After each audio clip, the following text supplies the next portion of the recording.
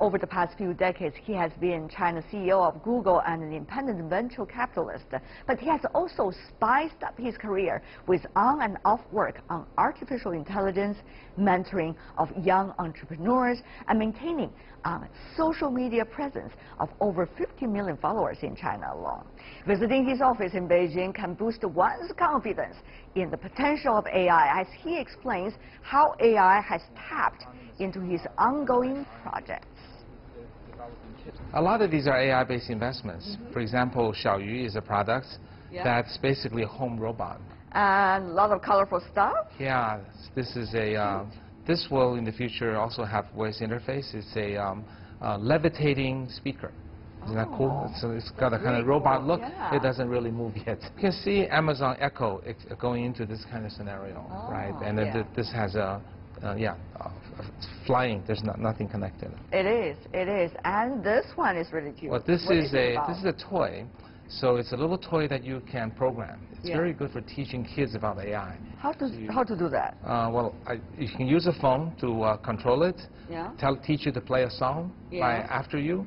The new version of this can actually play basketball. It can throw balls, and you can program it to move forward, throw a ball, and you can have two robots play against each other. So all I need is this on the table. Could be anywhere. Well, it's more for kids to learn about AI, right? It's about education. As a venture capitalist, Dr. Li is passionate about artificial intelligence, but as a journalist, I need to look past the novel and light-hearted games AI and humans have played and ask him some fundamental questions, of course, related to our future with this technology. It seems that Dr. Li also agrees that we'd better see a bigger picture.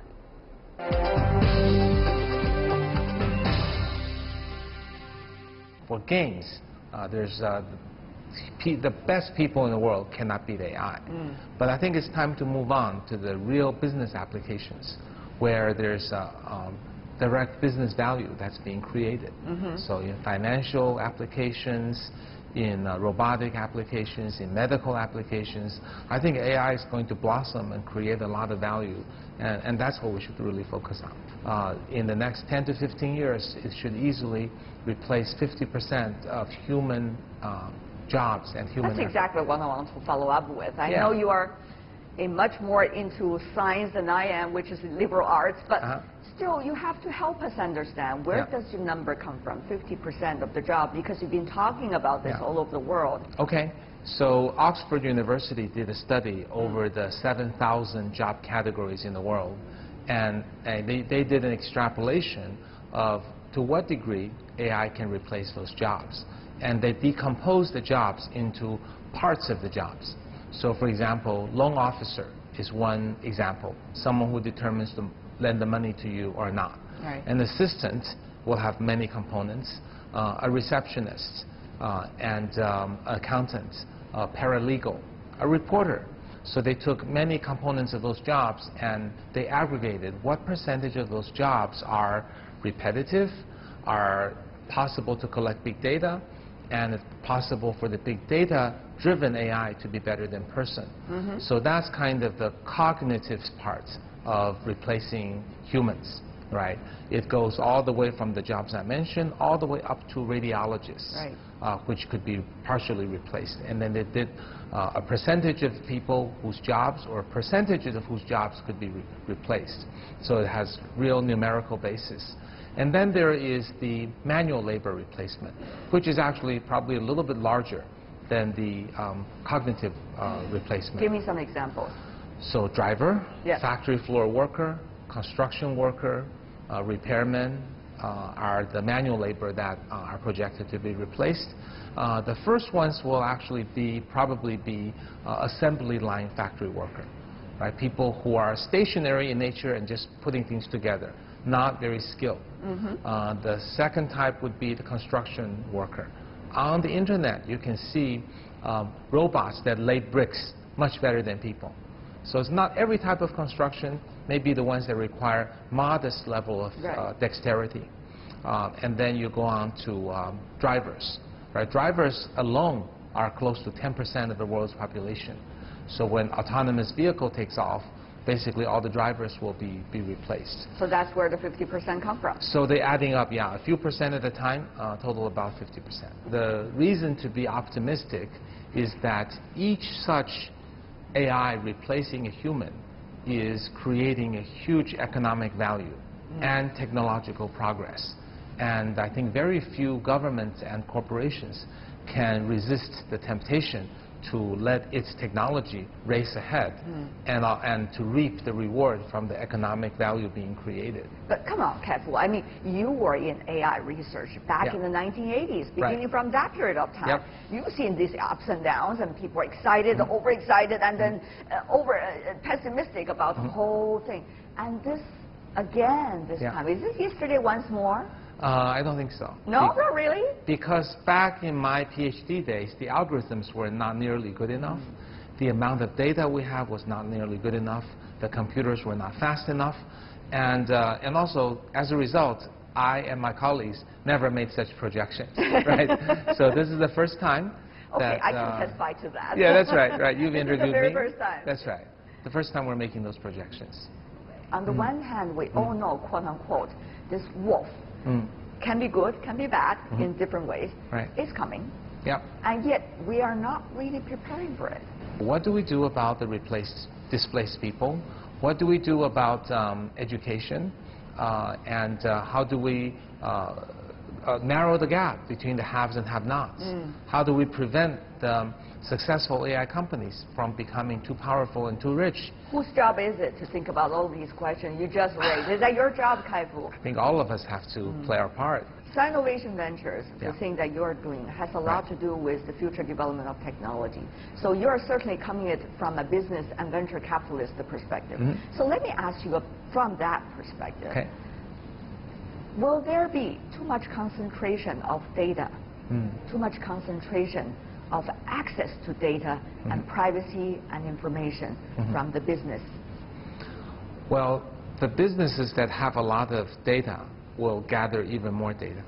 I'd like to think they're behaving reasonably, but I think the best way to check, to provide checks and balances for them, is to encourage much greater competition, to have 100 or 1,000 companies like them competing for users with them and providing solutions with them, and each with its access to a certain amount of data, but not giving any one company But these are unicorns. I mean, it's very hard to rival against them because they have enjoyed quite a golden period of time over the other future competitors.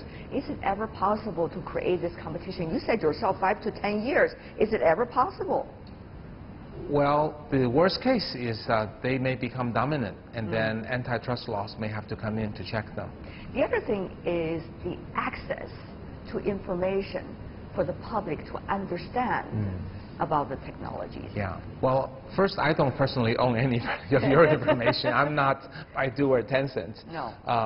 But I think users do need a certain degree of knowledge as to how much privacy they're giving away for convenience.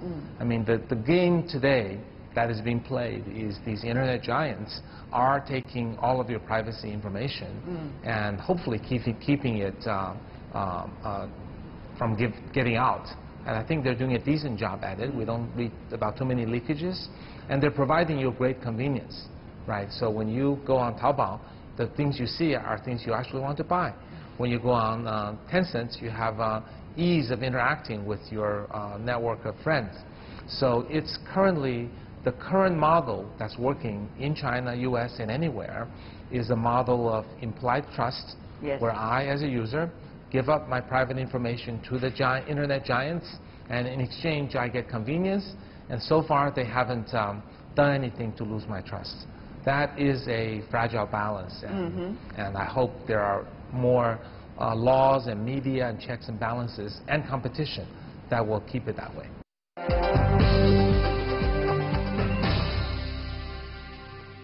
But you know, Kai-Fu, the question really should be, how can we let AI to work with us? Yes, that's a very good point too. As an assistance, as a tool, rather than let it dominate what we will already have and what we will have in the future. How much has effort been put into that category? I think there are some big opportunities there, but Tell us about them. I don't want to be too optimistic because AI will improve rapidly with more data. So let's take doctors. Let's take cancer diagnosis as an example, right? Let's say a doctor for a particular type of, let's say, lung cancer can properly identify and save, let's say, hypothetically, 70 out of 100 patients. Right. Okay? And let's say the first AI tool that comes out probably won't be that good. Maybe it will save 50. But the doctor using that tool together maybe can save 73. So that's 3 more persons saved thanks to the tool. But if we move time forward another 5 years, that same tool or a better tool with more data may be able to save 80 lives. That's right. Now the doctor has to work hard to, together working with the tool, save maybe 83. So that 3 extra lives is the value the doctor has to add. But I think I have to be realistic on this show and tell you, if the AI tool can go from 50 to 80, it will probably go to 90, 95, and 99. At some point, the human cannot add any more value. It's going to be like, okay, I can spend 5 years and maybe save 1 more life. The marginal benefit of the user will be diminishing because the AI tool will get so good with more data. That might be 30 years away, but that day will come. So I think the simple 1 + 1 = 3 human-machine symbiotic, do better quantitatively, is a optimistic scenario for the long term. Probably not going to be happening. However, but I do think the following scenario will be realistic. What is it? The doctor will be more of a human-to-human compassion connector. So the tool will largely be good enough, and the human cannot do a better job in terms of the diagnosis. Right. But maybe the tool will say, will come out with specific numbers. Do these tests. After the test, determine here is a 4th stage lymphoma with a 70% chance of dying in 5 years, within 5 years. But the doctor won't be the code pronouncer of that death sentence to the patient. The doctor instead will talk to the patient and say, well, you know, there's this guy, Kai-Fu Lee. He had the same kind of lymphoma. He fought it. He took this chemotherapy. That's what I'm going to prescribe for you. I think if you keep up, you should have a shot just like he did, right? That kind of giver of confidence, listening to the patient, maybe visiting the patient at home, always taking a call when the patient calls, which our doctors currently probably cannot do, will actually create more doctors' jobs than there are today. But the job is different. It's not an end-to-end diagnosis and human interface. It's just the interface. But what if? There is always a what if. Yeah. As things change, as you said, it is quantitative, and yet things could change dramatically once it reaches a certain level.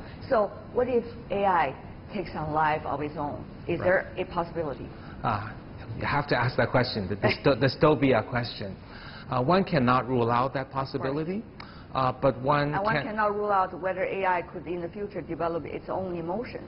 One cannot rule that out. Yeah. But we also can't rule out that one day we could fly, or rule out that, you know, we couldn't. Biological warfare destroys mankind. Anything is possible. This is possible. But it's not possible to extrapolate from the engineering algorithms today to say, oh, I'll develop it and one day that will happen. In my mind, I can see engineering algorithms improving cancer detection, diagnosis, and improving to a level way beyond human in the next 20, 30 years. I think it's almost a certainty. I can just imagine the types of algorithms that we already have, plus more data, plus more algorithms, and so on, with no breakthroughs. But the emotion, the love, the self-replication, taking a mind of its own, self-awareness, controlled human, that's all still just in our imagination. It's not based on any solid scientific evidence. So I wouldn't worry too much about it. It's possible, but there's no way to connect the dots at this point. So I would probably delay that debate and focus more on the real problems of employment and education, things like that. But you see, Kai-Fu, with your experience in the tech world, you see a trend of new technologies being applied or 20 or 30 years before another new trend comes in and takes its place. Yeah. Earlier we have the social media, which is still going on right now. We are Right. using the benefits of it. Yeah. And well, at the same time, AI is already coming. Right. So one would argue, you know, even if there is AI, whether we will be able to develop its full potential, to what extent before the next trend takes its place, is an interesting question, isn't it? Yeah, I think there will be multiple trends, and they will happen at the same time, faster than ever before. Exactly, because of AI. And related to it, and not only because of it. For example, I think virtual reality, augmented reality, Internet of Things, wearable computing, those things will all emerge. And they'll be related to AI, but a little bit different, but they'll reinforce each other. Right. So we're going to be really seeing multiple tech revolutions hitting us simultaneously and mutually reinforcing. This will be, you know, in the next 10 years, it'll be more than the entire, you know, human history. That's true. What about for you, finally? Yeah. I mean, all of this exciting development, while you are being an advocate of AI, you even write a book recently about it, Yes. and talking about it all over the world, you're being quoted widely. There's a lot of danger in that. In terms Yes. of, are you betting on the right thing? Yeah, well, I'm actually generally pretty cautious and pretty accurate. So if you go back at my track record, I think it's pretty decent. You know, I predicted the mobile phones and Android in 2008. In 2011, on the worldwide media, I predicted that Chinese people will stop paying cash and start using their phones, even though there wasn't even WeChat. So I think there's good reasons to listen to me when I make a prediction. I will listen to you, Kai-Fu, and looking forward to future discussions with you about all the latest developments. Thank you. Thank you so much for joining us, Kai-Fu. Thank you. All the best. Thanks.